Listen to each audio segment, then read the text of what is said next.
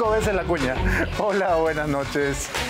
Yo soy Beto Ortiz, que empieza una nueva edición de Beto a Saber, la amenaza elegante. Hoy tenemos un debate, como todos los martes, un programa de polémica de todos contra todos. Y el tema será, ¿quién necesita congresistas?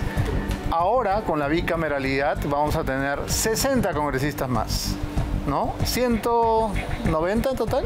Sí. 190 congresistas. Y entonces vamos a ver qué piensa la gente, qué piensan nuestros invitados. Pero yo antes tengo que cumplir con mis auspiciadores, así que si quieres apostar y ganar con tu deporte favorito, puedes hacerlo en Olimpo.bet, la única casa de apuestas sin rollover. Ingresa a Olimpo.bet y recibe 40 soles por tu primera recarga de 10 para que te la juegues en las ligas más importantes del mundo. Ya lo sabes, juega y gana en Olimpo.bet y cobra más rápido que un rayo. Gracias, Olimpo.bet.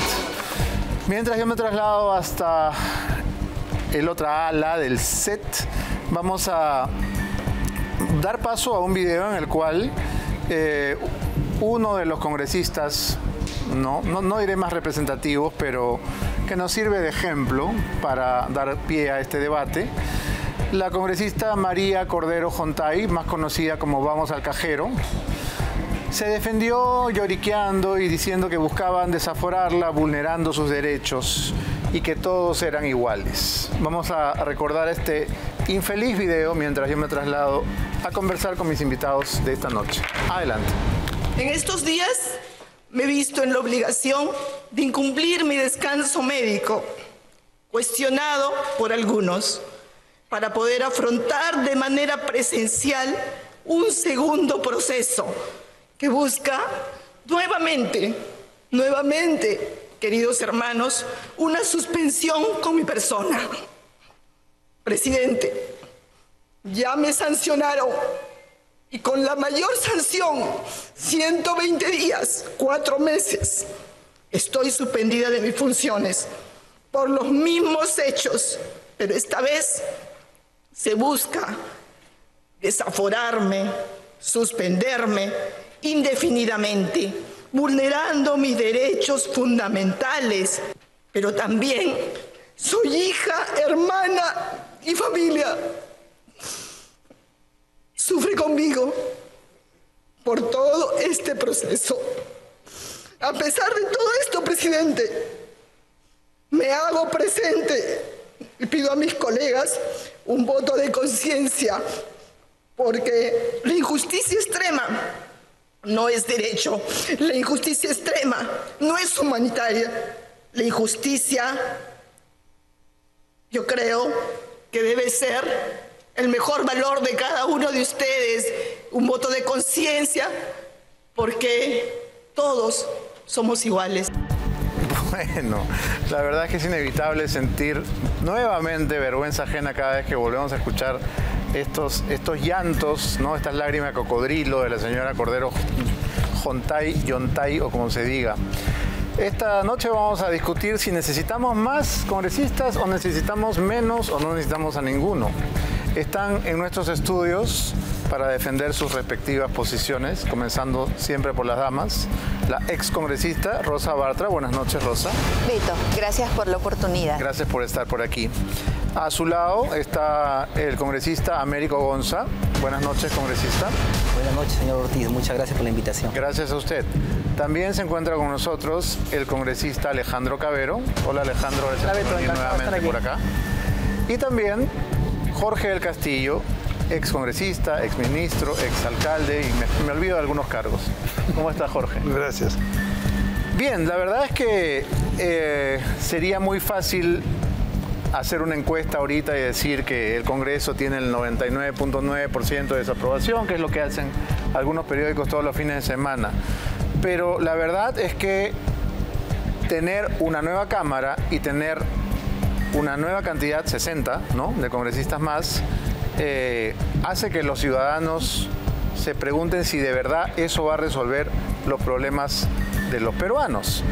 Quisiera comenzar nuevamente por las damas, para que Rosa nos diga cuál es su posición al respecto. ¿Estás a favor de la bicameralidad? ¿Crees que cuando tengamos esa cantidad gigante de parlamentarios, la vida del peruano de a pie va a mejorar? Primero, no creo que sea una cantidad gigante. De hecho, tenemos la representación más desproporcional de América Latina y probablemente del mundo. Tenemos una representación muy pequeña para la población que hay en el Perú ahora. Estamos subrepresentados en el Parlamento. Sin embargo, y por lo tanto creo que independientemente de si es una o dos cámaras, sí es necesario incrementar el número de representantes. Ahora, si la pregunta es si estoy de acuerdo con la reforma constitucional que ha devenido en la restitución de la bicameralidad, y si la pregunta es, ¿eso va a resolver el problema de representación o de crisis que tenemos en el Perú? Creo que no. Mientras existan los problemas de fondo, es decir, los problemas en los partidos políticos, los problemas de democracia interna, los problemas de legitimidad de los partidos y tengamos partidos sin candidatos y candidatos sin partido, tengamos combis electorales que al final llegan al Parlamento y no respetan ni a su partido ni a su bancada, y en este momento tenemos 12 bancadas en el Parlamento. Mientras esos problemas persistan, no creo que esto sea una solución para absolutamente nada. Jorge, tu posición. Yo estoy de acuerdo con la bicameralidad. La tradición constitucional del Perú siempre ha sido por existencia de diputados y Senado. Y cada vez que ha habido Senado, mira, han estado muy a la altura de la función, ¿eh? ¿Cuál fue el último año en que tuvimos Cámara de Senadores? Se estuvo, en el 92 terminó el tema, o sea, en el periodo 90-92... Y eliminada la Constitución del 93, ¿no? El 93 cambia las reglas, pero el Senado era estupendo, funcionaba muy bien, ¿no? Y tuvo presidentes excelentes, en todos los tiempos, ¿no? No solamente en ese periodo. Claro, yo tengo alguna discrepancia. Yo creo que el Senado debió elegirse íntegramente por distrito electoral único nacional, bueno, ¿no? Esta segregación de un grupo, uno por región o por circunscripción electoral y 30 y tantos nacional, me parece que es un fraccionamiento innecesario. Innecesario, porque estás haciendo senadores departamentales, ¿para qué? Pues eso ya están los diputados, ¿no? Pero en fin, lo importante creo que en el fondo es recuperar una institución que es valiosa para el Perú. Mira, mucha gente dirá, pues le va a costar más. No tiene por qué costar más, porque con el mismo presupuesto del Congreso pueden funcionar las dos cámaras perfectamente. Segundo, va a mejorar... ¿Los sueldos también? ¿Ah? ¿Los sueldos también? No tiene, cuando hablamos mismo presupuesto, esto incluye sueldo, bonificaciones, asesores, en fin. La idea es que no cueste más al país. Segundo, hay un sobrecosto en el Congreso. Cuando hay una mala ley, que por alguna circunstancia, inclusive sin doble debate, termina aprobándose y después terminamos mal. Y hay más de un caso en los últimos años, no digo solamente este periodo. La unicameralidad, diríamos, es menos eficiente que la bicameralidad en calidad de leyes. Y creo que la serenidad del Senado va a permitir hacer algunas elecciones, como está previsto ya en la ley, que lo van a hacer con más propiedad. Yo recuerdo que una vez, por ejemplo, la Defensoría del Pueblo se quedó 5 años sin defensor, porque era imposible ponerse de acuerdo en el Congreso unicameral, ¿no? Espero y confío que el Senado, además, va a significar un polo de atracción para gente que no quiere estar en el Congreso, pues, que no quiere verse mezclado en dimes y diretes, o sea, en un ambiente mucho más tranquilo. Pero sigue siendo el Congreso, ¿no? Sí, pero aunque te parezca mentira, la tradición dice, la Cámara de Diputados era con alfombra roja, en la pelea de la lucha, de la Cámara Política, donde pueden censurar, en fin. La Diputados el Senado era con alfombra azul, de la serenidad de personas mayores que pueden tener. Claro, sí, pero, se ha funcionado así. Pero no necesariamente la ley garantiza esa reflexión. No hay la alfombra de tampoco, edad, ¿no? por ejemplo, ¿no? La alfombra tampoco garantiza la No se reflexión. trata de gente mayor, reflexiva y que haya aprendido de la vida. Puede entrar alguien bastante joven. Si ingresó a diputado pasado de 26 a los 31 perfectamente puede ser senador. Y entonces eso ya... Como acá, como Alejandro, por ejemplo. Américo. Si es que acaso... Vamos a preguntarle a Alejandro si... Pero ya tiene una experiencia, te das cuenta, es bueno. Claro, pero tú has hablado de la madurez de los señores, de los jóvenes mayores. también pueden ser maduros. Vamos a dejar hablar a los jóvenes, ¿crees? A los chicos. Alejandro, ¿vas a postular a la Cámara de Senadores? ¿Qué piensas de esta...? No lo he decidido, además voy a tener que competir con Jorge, con lo cual va a estar bien difícil llegar al Senado. Mira... ¿Cómo sabes eso? No lo sé, lo intuyo, ¿no? A ver, mira, yo estoy de acuerdo en parte con lo que dice Rosa y también con lo que dice Jorge, pero estamos... Fregados, están todos de acuerdo, no hay debate, nos vamos a casa. Con matices. A ver, estamos subrepresentados, es verdad, pero el Senado no es la solución a todo. Hay que hacer reformas a nivel electoral para escoger en mejores circunscripciones. El proyecto que yo planteé de la bicameralidad, por ejemplo, era distrito único, como ha planteado Jorge, ¿no? Pero al final el consenso nos llevó a tener parte regional y parte nacional. Ahora, ¿por qué la bicameralidad es importante? No es la solución, no es la panacea, no es la única cosa que hay que hacer. Pero ¿por qué es importante? Porque durante los últimos años se ha criticado mucho que el Parlamento unísonamente, ¿no?, a discusión y a voluntad de supermayorías puede hacer lo que quiere. Y se le ha criticado mucho de abusar de su poder. Eso ocurrió en el Congreso anterior, ocurrió en parte en este Parlamento. ¿Cuál es la mejor forma de dividir y controlar el poder? Dividir el poder dentro del propio Parlamento en dos cámaras de composición distinta, de competencias diferentes, que se controlen unas a otras. Por lo tanto, hay más ponderación, hay más reflexión y hay más estabilidad en el país. Eso por un lado. Por otro lado, se dice que los parlamentarios, digamos, son pocos y por tanto, cuando son pocos, Beto, cada uno marginalmente tiene mucho poder. Cuando son dos cámaras, el poder de cada parlamentario es menor. La discrecionalidad y la posibilidad de abusar de ese poder es menor en un parlamento de dos cámaras que en un parlamento de una sola cámara, donde menos personas concentran más el poder. Entonces, por eso la bicameralidad es importante. Y como bien dijo Jorge, no se trata necesariamente de recursos. En la reforma constitucional que hemos aprobado, hemos colocado a nivel constitucional un candado presupuestal para que la implementación de la nueva Cámara no le tenga que costar un sol más al Perú, para que tengas que cortar lo que hoy día pagamos en más de 3.000 trabajadores que tiene el Congreso y que tranquilamente podrá tener la mitad. ¿Cuántos? 3.000. Hoy día el Parlamento tiene, te doy el número exacto, más de 3.400 trabajadores, ¿ya? Eso es más o menos lo que tiene una fábrica, ¿no? Por ahí, y yo creo que es un exceso. Creo que el Parlamento podría tener tranquilamente mucho menos empleados, y eso tranquilamente, si tú lo reorganizas con un tope presupuestal que está colocado en la Constitución hoy día por la reforma que hemos implementado, eso deberá servir para reacomodar y cortar y tener un Senado eficiente y un Parlamento mejor. El día de hoy, en su portada, el diario La República coloca la siguiente noticia. ¿Alguna cámara me podría auxiliar, por favor? Se quedaron todos dormidos. ¿Cuál? A la yanca, le yanquempo. ¿Alguna cámara que reaccione? ¿Alguien está despierto? ¡Qué bueno!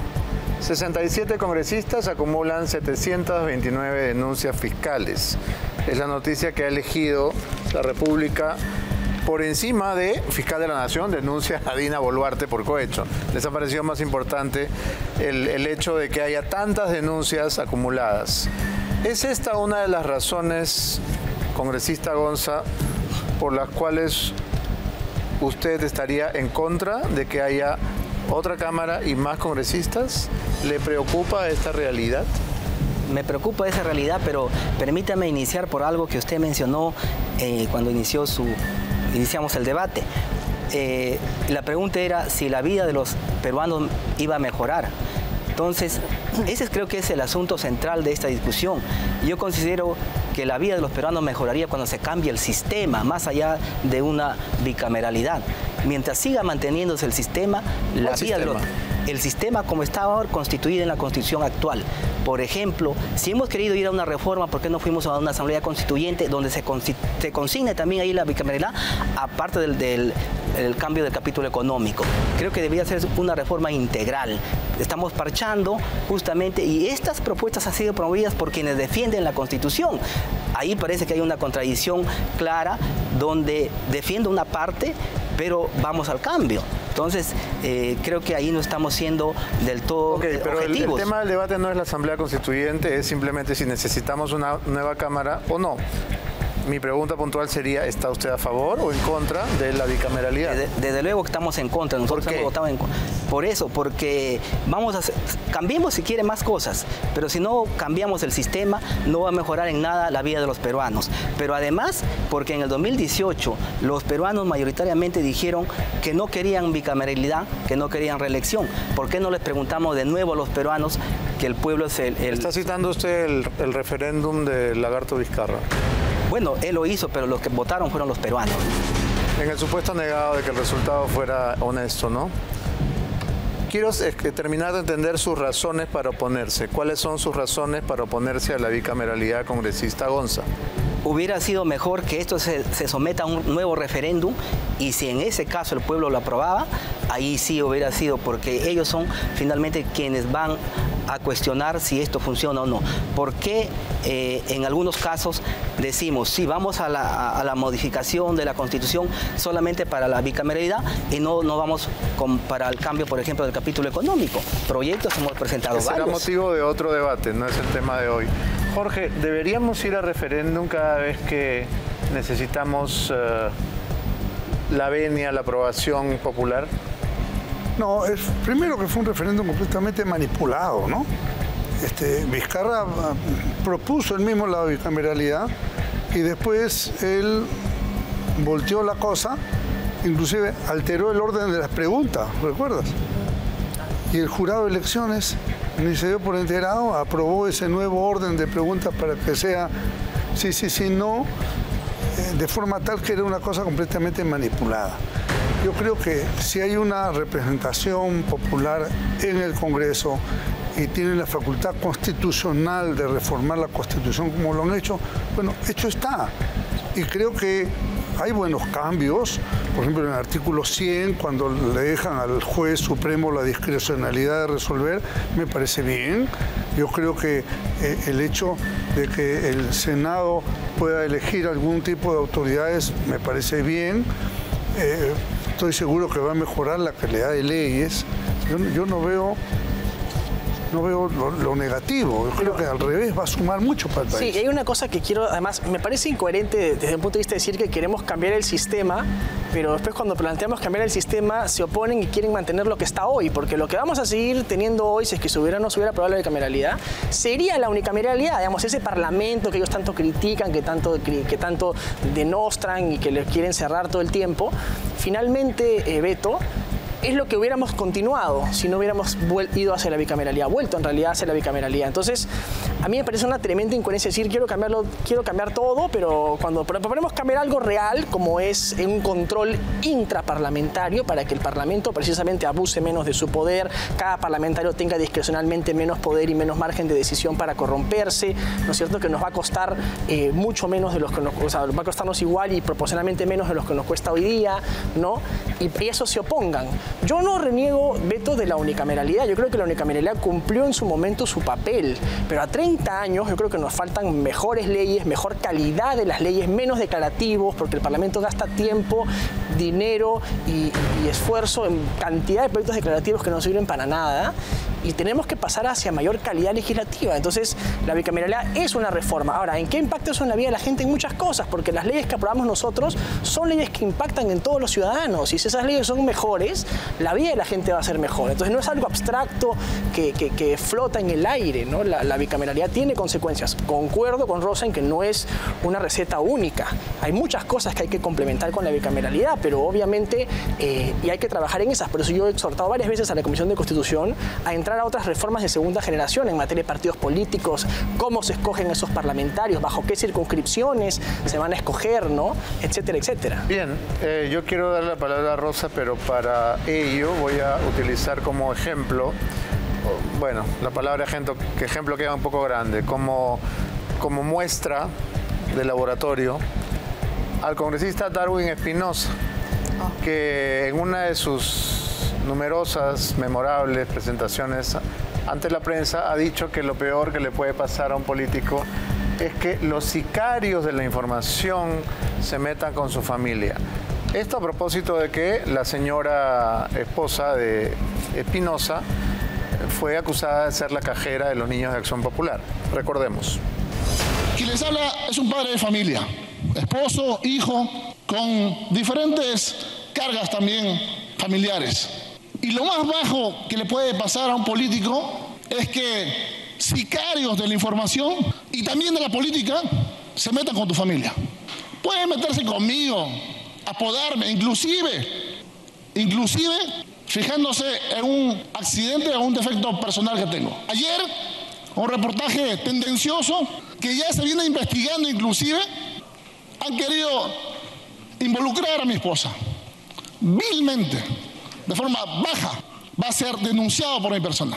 Que se meta conmigo si quiere, pero no voy a permitir que inclusive en la tele hayan salido mis hijos exponiéndolos a este mal periodista.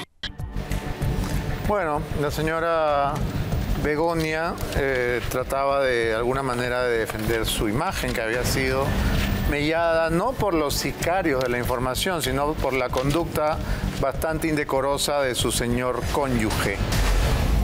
Rosa, cuando la población, el elector, ve este tipo de videos, dice, ¿para qué quiero más de estos?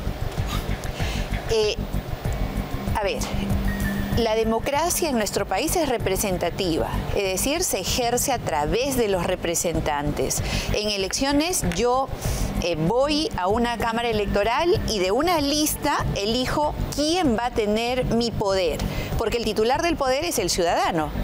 Y se lo delega a su representante para que lo ejerce en su nombre, es decir, se convierte en alguien que habla por él. Y cuando me preguntas, la gente quiere más de este tipo de representantes, obviamente la respuesta va a ser no. Sin embargo, ¿cuál sería la mejor forma de que el ciudadano haga que su voz se escuche? Entonces creo que la alternativa está en que los partidos políticos asuman la responsabilidad de hacer una buena propuesta para que el menú, pues, en el menú electoral uno pueda escoger bien y evitarse una representación como la que acabamos de tristemente ver. Sumado a esto, de la calidad de los representantes, que pasa por toda una reforma de partidos políticos, de democracia interna, de participación. Y de requisitos, ¿por qué es tan fácil? ¿Por qué los requisitos son tan poco exigentes? Demasiada democracia, ¿no? Beto, lo que pasa es que... Porque es democracia, o sea... Demasiada. Sí, pero creo que tiene que ver también, no solo con los requisitos, sino con la forma de elección. Mira, hoy día la gran mayoría de parlamentarios, si no más del 90% probablemente, son elegidos por arrastre, ¿ya? Es decir, si tú comparas la votación total del partido con la votación preferencial, es diminuto. Es decir, si el partido saca 100 votos, ellos sacan 2 preferenciales, con lo cual entran básicamente por arrastre. Entonces, si nosotros fuéramos, por ejemplo, a una noción de distritos uninominales, hoy día un alcalde de un distrito puede sacar más votos que un parlamentario para ser elegido, porque es un distrito uninominal, con lo cual es más difícil, más competitivo y más representativo, porque es más directa esa forma de elección. En un sistema de representación proporcional se diluye el voto y por tanto tienes parlamentarios que en preferencial han tenido 5.000, 6.000, 7.000 Claro, votos. pero a lo que yo voy es, ni siquiera hace falta saber leer, Jorge. No podríamos poner un requisito mínimo hasta para ser un trabajador de limpieza de la municipalidad. Hay que tener la secundaria completa. Sí, eso es lo que racionalmente, pero en los sistemas democráticos, en el Congreso han habido estupendos líderes obreros. En el pasado. No sería representativo tampoco, ¿no? O sea, el parte del Parlamento es ser representativo. Por eso, como dice Rosa... ¿Quién representa a Darwin Espinosa, Alejandro? Mira, de esos 130 curules han sido votos a los electores, digamos, hay 130 personas elegidas por voto popular, ¿ya? A través de los partidos políticos que los postularon y que representan de una u otra manera... Bueno, pero si la voz del pueblo es la voz de Dios y esa es la voz del pueblo, yo soy ateo, ¿ah? Pasa, Beto, que ningún ciudadano coge un caballo y cruza la Plaza Bolívar y se mete al Congreso y se siente en una curul. Hay todo un proceso para lograr ser representante del pueblo. Pero ¿cómo hacen las empresas para elegir a los mejores? Ponen un poquito de filtros. Claro, los filtros No estoy diciendo que haya que estudiar en Harvard, en Stanford, no, un poquito. Hay que mejorar los filtros, pero más allá de eso, hay que mejorar la educación en general, porque de los congresistas. De los ciudadanos todos nacen los congresistas, nacen las autoridades. Aunque no caen del cielo las autoridades. No, pero, por ejemplo, Darwin Espinosa tiene seguramente secundaria completa, sabe leer y escribir, pero puede seguir siendo un... Los filtros en los partidos. Pedro también, Castillo tenía Podría ser, presuntamente. Ah, ya. Pedro Castillo es digamos. magíster, entonces si vamos por el lado netamente académico, la Magíster verdad... en la Universidad de Acuña. Sí, pero magíster, al fin y al cabo. Pero entonces, Barrosa. Pero lo que sea, pero al final magíster, a lo que voy es que si tú vas a poner como requisito, por ejemplo, determinados grados académicos, en el Perú hay miles o decenas de miles de sinvergüenzas con título. con maestría y hasta con doctorado. Ah, seguro. Y entonces el filtro no podría ser académico solamente porque podrías perderte un gran representante que solo tiene secundaria versus un PhD que es un gran sinvergüenza. Esto lo arregla institucionalidad partidaria, ¿no? Si los partidos son serios, estables, conocen a sus militantes. Dejan de vender los cupos. No entras por quién da más. Un militante, un voto. Yo siempre digo que un militante, un voto, pero cuando tú tienes cúpulas que escogen a los candidatos, eso es un problema. Un militante, un voto, porque además el otro gran problema es que tú tuvieras un parlamento con pura maestría y doctorado. ¿Cuán representativo sería eso del Perú? Al final del día, creo que menos del 10% tiene maestrías en el Perú. O sea, necesitamos un parlamento representativo, pero cuya forma de elección... Buena parte del pueblo se quedaría sin representación. Así es. Los campesinos van a mandar a quién, los obreros, los trabajadores. Por eso yo le decía hace un momento del sistema y parecía que no me entendió a dónde iba, pero lo que estamos cambiando son los jugadores con las mismas reglas de juego. Entonces podremos tener un resultado diferente si no mejoramos el sistema. A eso es lo que yo iba hace un momento cuando decía hay que cambiar las reglas de juego, pero no algo sencillo como esto. Finalmente, ahorita en el Congreso actual, la comisión, hay las comisiones que son lo que hacen la Cámara de Diputados, hay el Pleno que es el segundo filtro y sería casi lo mismo. Pero si el sistema va a ser el actual, sin un cambio, vamos a cambiar de jugadores con las mismas reglas, ¿a qué resultado vamos a llegar? Pero la regla de juego que quiere cambiar Perú Libre, que es tu partido, quería una elección rarísima. No elegida directamente por la gente, sino una cosa mixta en la cual el gobierno podía ponerte una cuota. No, eso no es democracia. Porque además, si nosotros decimos que el Parlamento actual tiene sus problemas, ¿qué nos garantiza que una Asamblea Constituyente no vaya a ser igual de nefasta para redactar una nueva Constitución que el Congreso que tenemos hoy? Pero al mismo tiempo, ¿qué nos garantiza que la bicameralidad va a resolver algún problema? Y yo ahí sí discrepo con lo que dice Alejandro con respecto al equilibrio que puede haber con respecto al número de representantes. Él dice, en una Cámara hay 130, en el actual Parlamento hay 130, por lo tanto es muy poco y es más fácil el cabildeo, es decir, conseguir mayorías que voten a favor de algo que eventualmente no es conveniente para el Perú. Perdón, ahora el poder se concentra en el Senado y en el Senado aparentemente van a ser 60, menos de la mitad de los 130. Si es fácil arreglar a 130, va a ser más difícil arreglar a 60. Pero eso no es cierto, porque eso proviene, Rosa, pero ¿qué cosa es eso proviene de... Es lo que me estaba preguntando. ¿A qué te refieres exactamente con arreglar? De lo que mencionó Alejandro, que es fácil coordinar y lograr acuerdos con una mayoría tan pequeña y que dos cámaras resolverían ese problema. Se controlarían mutuamente, porque ese tiene como fundamento el principio de equilibrio y control del poder. Pero es que no hay control mutuo. Por supuesto. Te pongo un ejemplo, Rosa. El Parlamento va a revisar, el Senado va a revisar, pero la iniciativa legislativa es de diputados. Ese es un control intraparlamentario. El Senado puede vetar totalmente. Así ¿Dónde es. queda la representación? El Senado puede... Pero no tiene iniciativa, con lo cual es una forma de control prácticamente intraparlamentario. Esa es la idea. ¿Qué hace el Senado? El Senado, por ejemplo... Sí, solamente cierro esto. El Senado, por ejemplo, aprueba o es el que elige a los altos funcionarios. Elige al defensor del pueblo, elige a los miembros del Banco Central de Reserva, elige a todos los señores, ¿no? De verdad, el poder de designación o de elección de los altos funcionarios solamente en la Cámara de Senadores y además una Cámara de Senadores cuya mitad de sus miembros vienen de las regiones, es decir, no van a tener visión nacional sino visión regional o departamental. ¿En serio eso nos garantiza reflexión y control de la otra Cámara? Yo creo que no. El diseño me parece bastante cuestionable. Jorge, yo quisiera pedirte algo porque quizás para un sector del público que no había nacido cuando la última Cámara de Senadores hace 30 años terminó sus funciones. Yo nací recién. No están entendiendo mucho. Es decir, Creo que sería útil para ese sector joven del público, en el supuesto de que lo tengamos, que nos digas cuál es la diferencia entre las funciones o las atribuciones o los requisitos que debe exhibir un senador. Tiene que tener más edad, tiene que haber sido o no diputado antes, o haber tenido un cargo público antes o no. ¿Qué los diferencia? Antes el factor que calificaba era la edad, ¿no? Pero le han agregado haber sido congresista, y me imagino que en la negociación... ¿Una o la otra? No, una u otra, claro. Puedes tener menor edad. Si has sido congresista, no importa si tiene 20 años. Si tienes 30 años, claro. 30. No, 20 no puedes, ¿no? De 25 para arriba. Sí. ¿No? O sea que 25, Alejandro puede ser senador. Alejandro creo que tiene 24.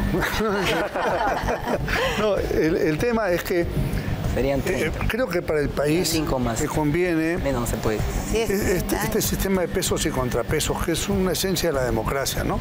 El Ejecutivo, el Parlamento, en dos cámaras. Y yo me remito a unas cuestiones importantes. Fue el fujimorismo el que acabó con la bicameralidad. Hoy el fujimorismo lo apoya. El CCD. Claro, lo apoya plenamente. ¿Por qué? Porque sienten que es un modelo agotado, ¿no?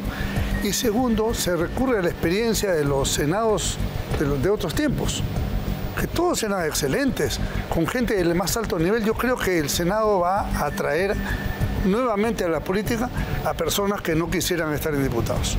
Y creo que eso es un paso muy importante, porque va a llegar gente de calidad, de nivel, de seriedad. Me estás diciendo que la Cámara de Senadores va a tener mayor caché.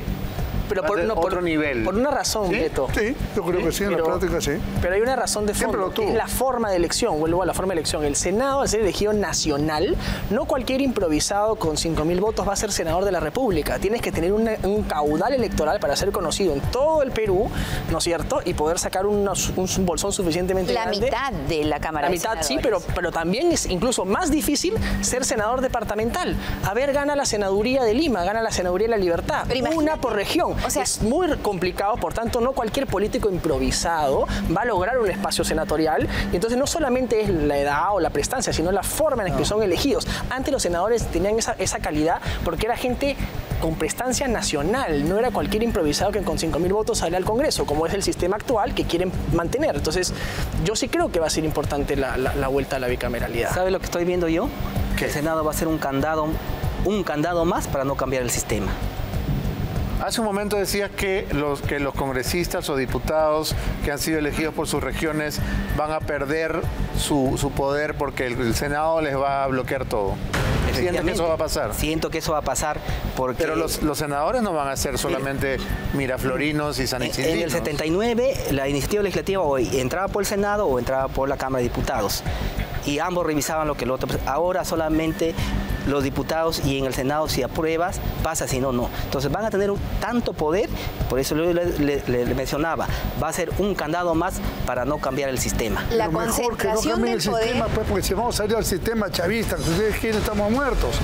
¿No? Eso es lo que hay que recusar, y hay que defender el sistema. Este sistema no ha funcionado y queremos mantenerlo.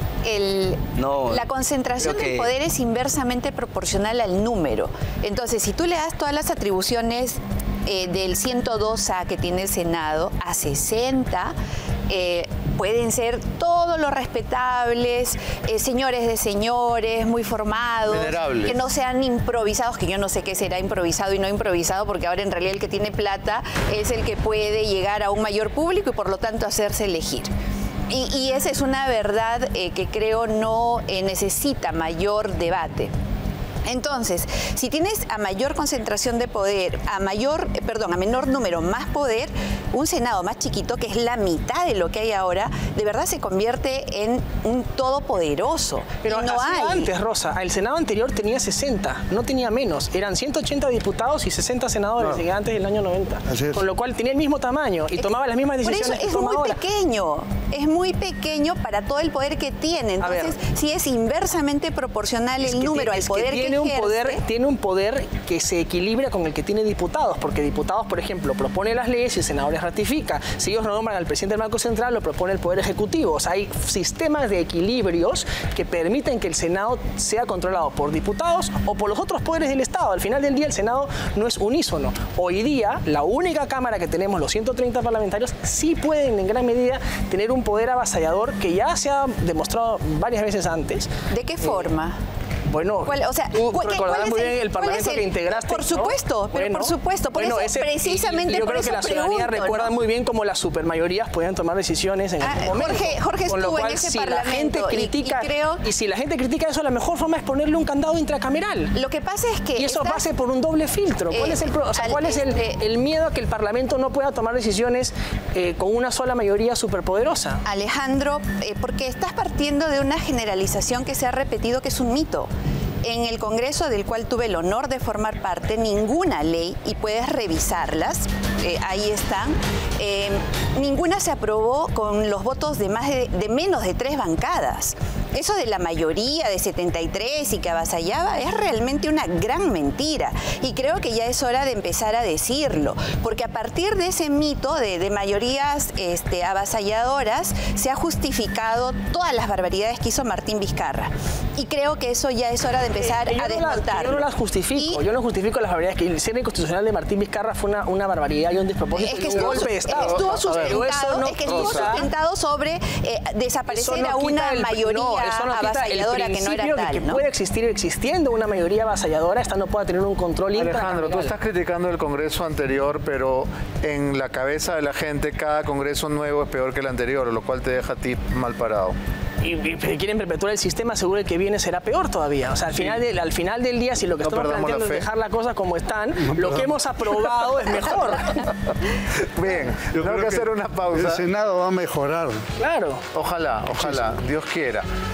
Tenemos que ir a una pausa, pero antes ya sabes qué hacer con tu CTS. Haz algo inteligente y muévelo a la cuenta de ahorros preferente del Banco Pichincha, que te paga 5.5% de TREA si ahorras en soles y 0.325 si ahorras en dólares. Soy muy malo leyendo números, mil disculpas. Banco Pichincha, tu forma inteligente de ahorrar. Más información en www.pichincha.pe. Ya regresamos, es Beto a saber.